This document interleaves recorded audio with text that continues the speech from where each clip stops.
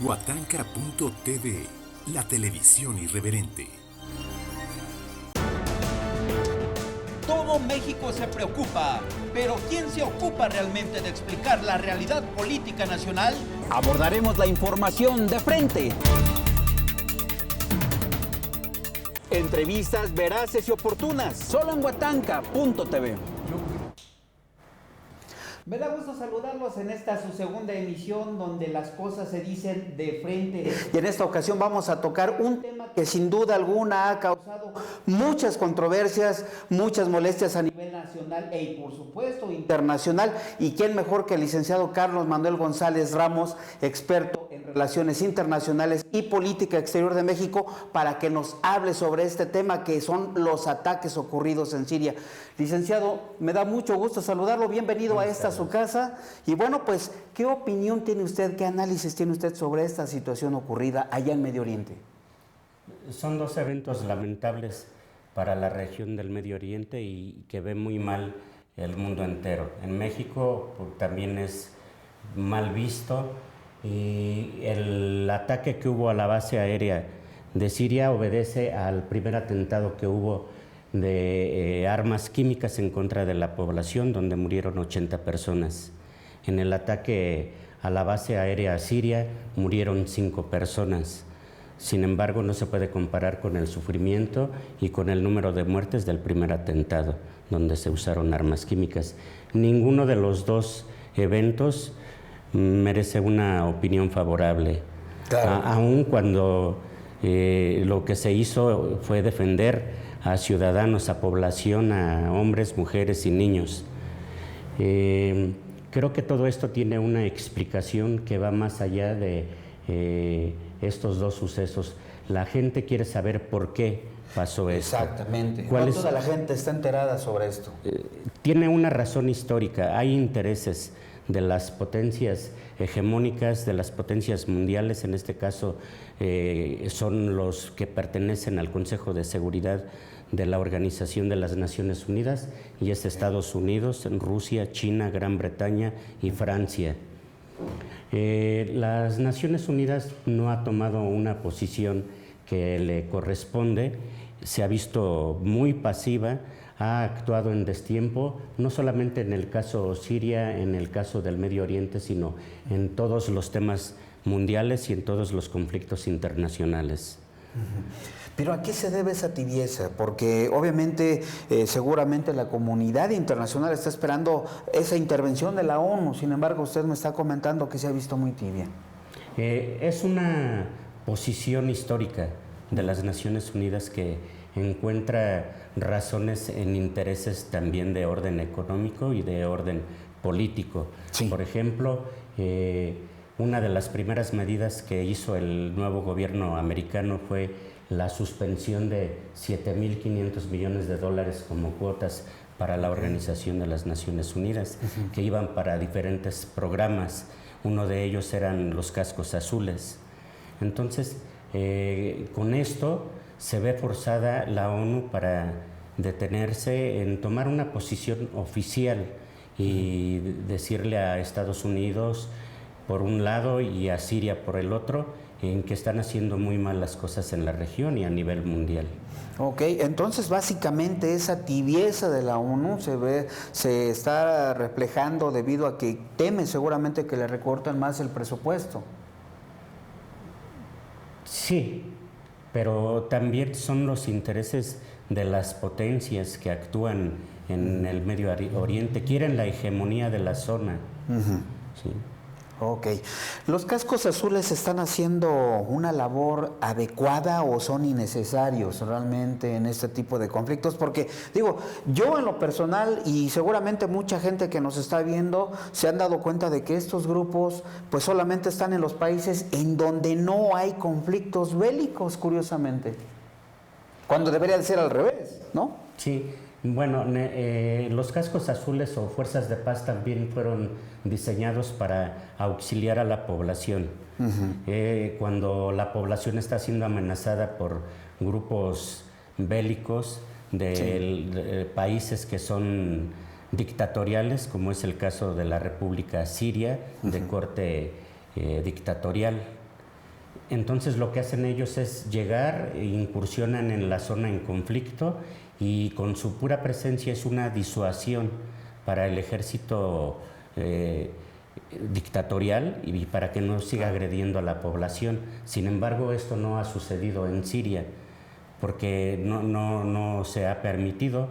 Y otra de las razones de ser de los cascos azules es auxiliar a la población con alimentos, con agua, con medicamentos, pero el gobierno sirio no les permite la entrada. Y el Consejo de Seguridad y las mismas fuerzas de paz no pueden abrir rutas o no han tenido la determinación para abrir rutas donde pueda llegar ese auxilio para la población. Entonces también en ese tema se ha visto muy lenta la Organización de las Naciones Unidas. Pero sí tienen razón de ser los cascos azules, o sea, realmente, o sea, sí es necesaria su existencia. Digo, porque, digo, le insisto, yo he visto que están, pero en los países en donde no existen conflictos. Es como si vinieran los cascos azules a México, donde no tenemos una guerra, y pues los pusieran a servir alimentos en plena plancha del Zócalo capitalino, ¿no? Cuando esto lo podrían hacer otras instituciones. Sí, así es. Yo digo que por la lentitud ya no tienen razón de estar, ¿no?, los cascos azules. En este caso, ¿qué medidas se deberían de tomar? ¿Esos deberían de ser eliminados? En todo caso, deben ser reactivados y delinearse las líneas, ahora sí que unas nuevas líneas de acción y que se ejecute para lo que fueron creadas. Claro, porque en Siria obviamente no están actuando adecuadamente tampoco. No. Y retomando precisamente este tema de Siria, bueno, algo que le interesa seguramente a la gente es, por ejemplo, ¿cuántos habitantes tiene este país? ¿Cuál sería su ingreso per cápita? Y sobre todo, ¿cuáles son las circunstancias que los han obligado a abandonar su patria, a emigrar a otros países? Bueno, evidentemente los conflictos que se están dando en el país y en la región, que son de orden sectorialista.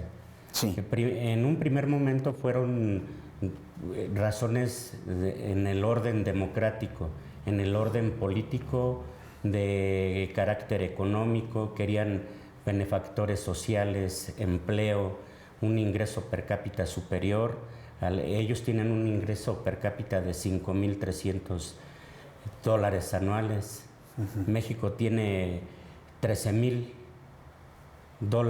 al año por ciudadano, por habitante, que también es muy bajo. Ajá. A mí me gustaría que me comentara acerca de la economía de Siria, de este país que ahorita ha sufrido estos dos ataques. Es un país petrolero que tiene bastante riqueza, pero que no la han sabido administrar. Pero esto me gustaría que me lo contara después de un corte comercial. Todo México se preocupa, pero ¿quién se ocupa realmente de explicar la realidad política nacional?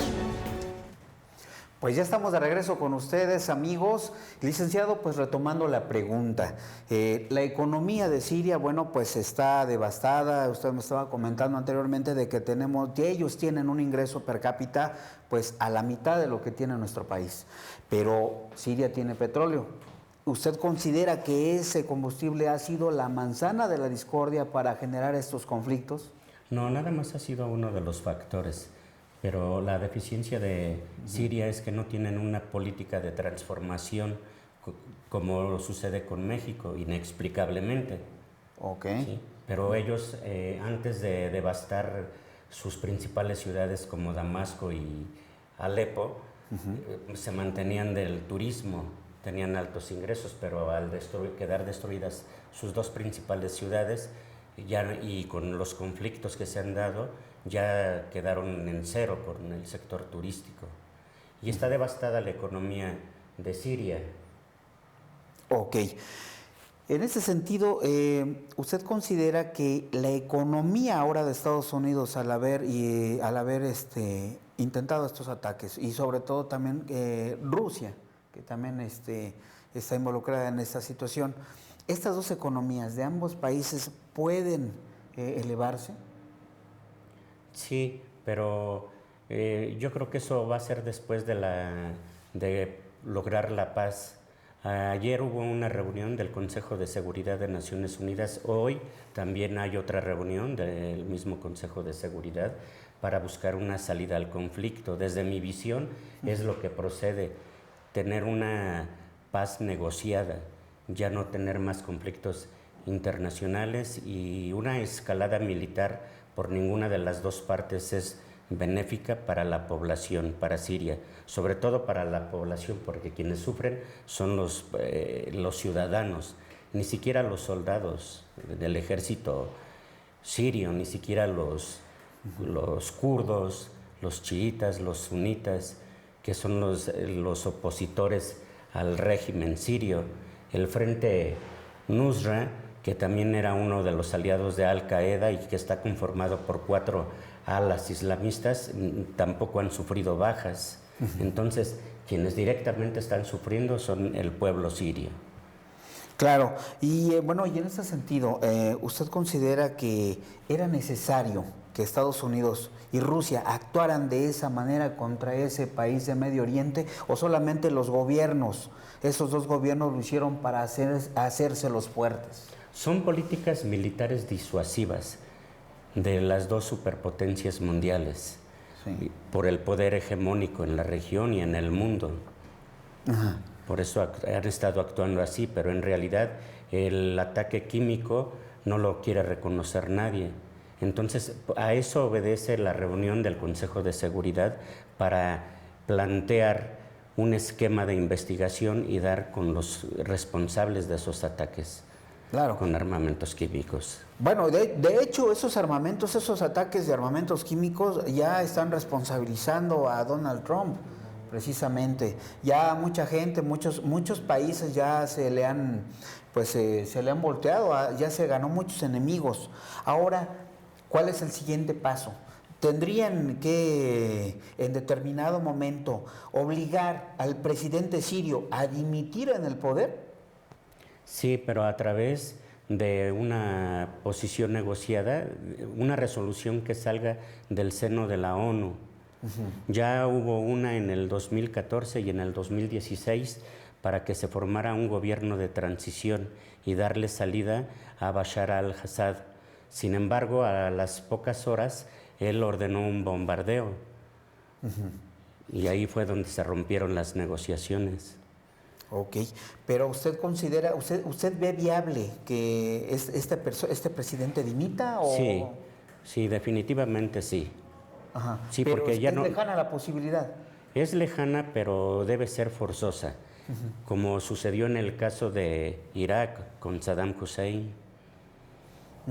En este caso, ahorita que está mencionando esto, ¿usted considera que es necesario que el gobierno norteamericano o el gobierno ruso, o incluso los dos, tengan que actuar de la misma manera que se actuó conforme pasó en la época de Saddam Hussein, que lo agarraron y lo tuvieron que ejecutar, y también como sucedió con el caso de Osama Bin Laden, para que se obligue a esta persona a dejar el poder? Bueno, realmente, si eso quisieran, ya lo hubieran hecho. Sí. Sin embargo, no sucedió así. ¿Y a qué se deberá que no han actuado de esta forma? Yo creo que nada más es una política militar, un detente para tener la hegemonía en el Medio Oriente, para calmar a Corea del Norte, a Irán, con todo el desarrollo de su energía nuclear. Claro, y bueno, ¿ahora qué considera usted que debería de seguir? Este presidente obviamente va a estar muy difícil que dimita, pero ¿será necesario entonces que entren directamente a la casa presidencial, lo arresten y después lo encarcelen o sea ejecutado? No, yo pienso que debe ser por medios pacíficos, a través de un gobierno de transición. Pero, ¿usted cree que se pueda lograr?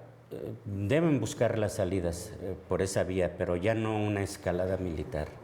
Ya no. ¿Qué consecuencias tendría el hecho de que, de que sucedieran estas cuestiones? O sea, de que llegaran tanto Rusia o puede ser Estados Unidos por su parte y obliguen a esta persona o más bien la arresten. ¿Qué sucedería en ese caso? Pues pienso que sería un símil de lo que sucedió con Saddam Hussein.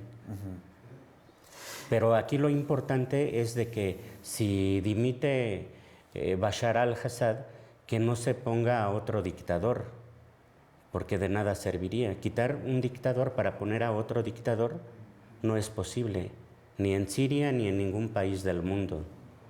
Ok, sería volver a lo mismo prácticamente. Así es. Ok, y bueno, también ha habido, a propósito de este tema, ha habido ciertas cuestiones, no rumores, porque sí ha habido declaraciones de que México también ya es blanco de los movimientos extremistas de Medio Oriente, que puede ocurrir aquí un atentado similar al de las Torres Gemelas.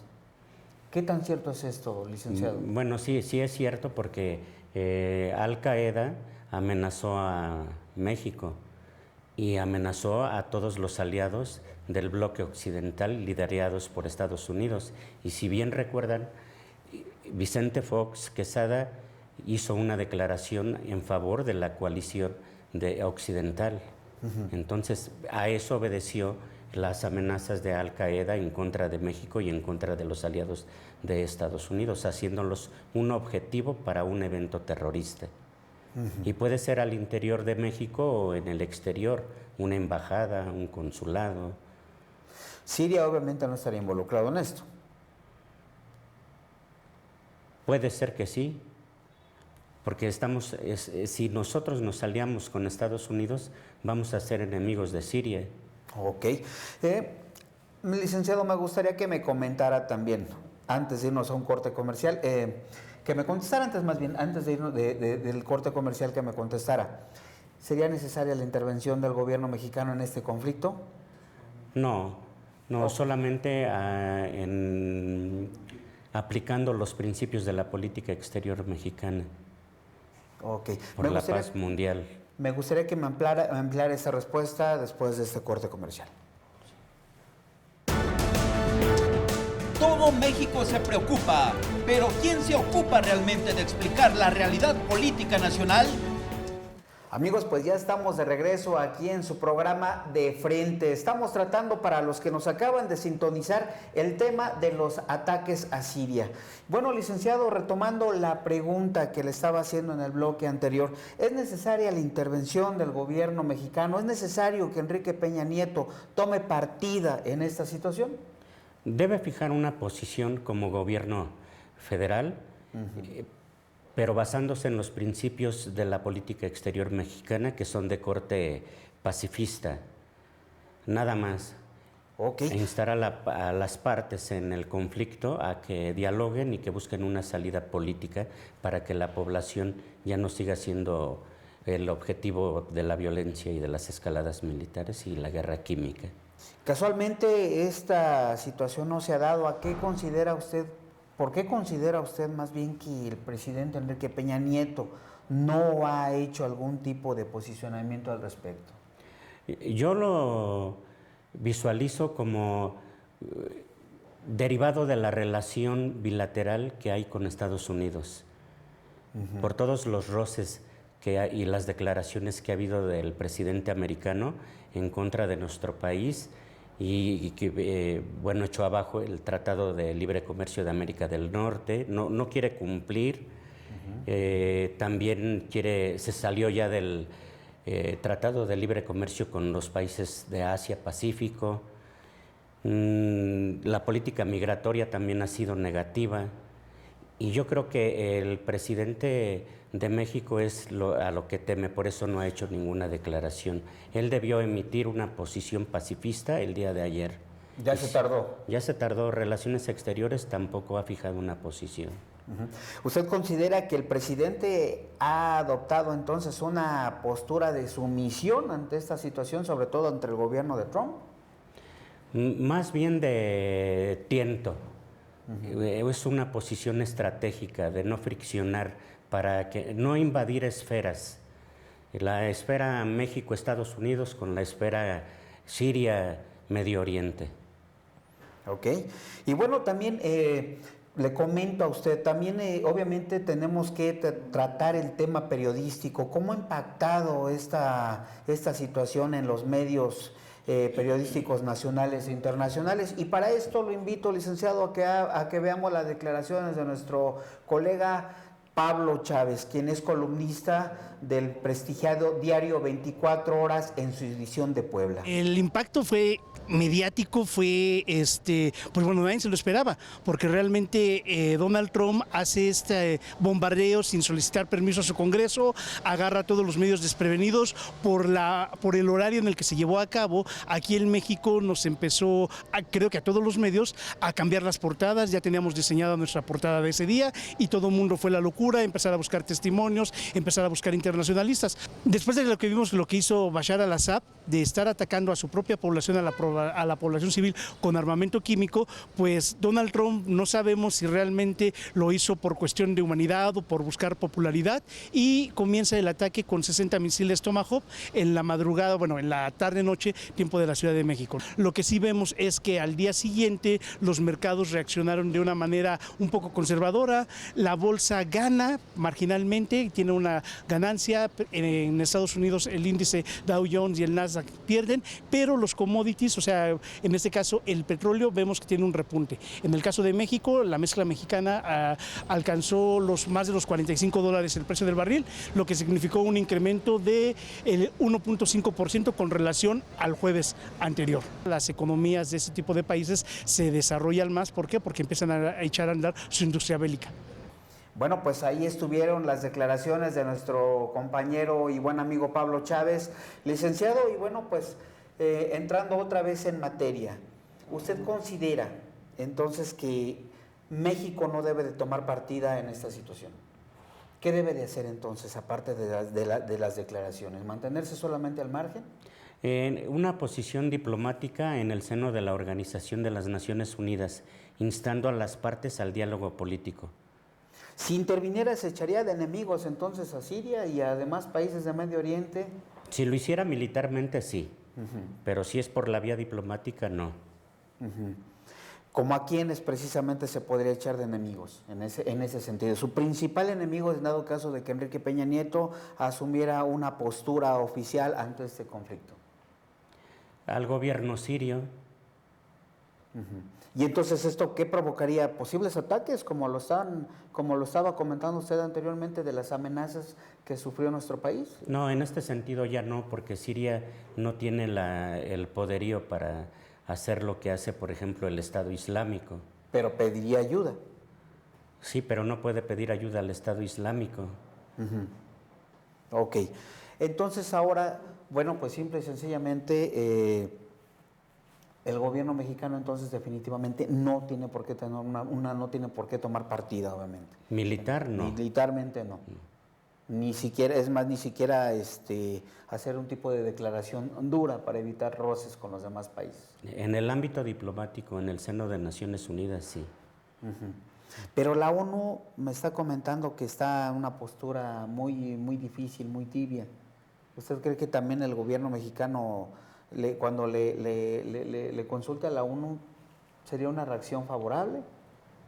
Lo que pasa que la Organización de las Naciones Unidas, a pesar de que actúa con lentitud, ya ha hecho 2 propuestas para formar gobiernos de transición, pero esos acuerdos no han sido respetados por Bashar al-Assad. Entonces ahí la única salida que yo le veo es la dimisión del presidente sirio. No hay de otra, o sea, sí, es simple. Pero no por la vía militar, sino por la vía diplomática, por la vía política, por la vía económica. Me estaba usted comentando detrás de cámaras que, bueno, que el presidente sirio heredó su poder, el papá de este presidente le heredó el poder. Platíqueme un poquito acerca de eso. Sí, el papá, Hafez al-Assad, fue presidente de Siria de 1971 al 10 de junio del 2000. cuando muere de un paro cardíaco, y es cuando asume la presidencia su hijo Bashar al-Assad. Ahí todo empezó bien. De hecho, hizo cosas importantes y benéficas para la región. Liberó a 600 reos políticos, presos políticos. También emprendió nuevas relaciones diplomáticas con Irak, que tenían 25 años sin tenerlas. Tuvo 30 años también con su yugo al Líbano y lo liberó. Entonces fueron cuestiones importantes, pero ya después no siguió con todo lo que había prometido, por ejemplo, las libertades políticas, la democracia, transición del poder. Y en el 2005, contrariamente, él encarceló a más de 2,000 opositores. Fue lo que encendió el conflicto en Siria, porque salió a manifestarse toda la población y pedían la dimisión del presidente sirio, y él empezó a masacrar todos esos movimientos. Después empezaron a intervenir las potencias de la región como Jordania y Qatar, y empezaron a motivar a que se involucraran las sectas, y fue cuando intervinieron los chiitas, los sunitas, los kurdos, y fue cuando ya reventó todo el problema y se empezaron a involucrar las potencias del mundo y empezaron las escaladas militares. Definitivamente los conflictos entonces van a seguir y es una cadena de nunca acabar. Así es. Licenciado, le agradecemos su presencia en esta su emisión, donde las cosas, por supuesto, se dicen de frente. Amigos, los vemos a la próxima.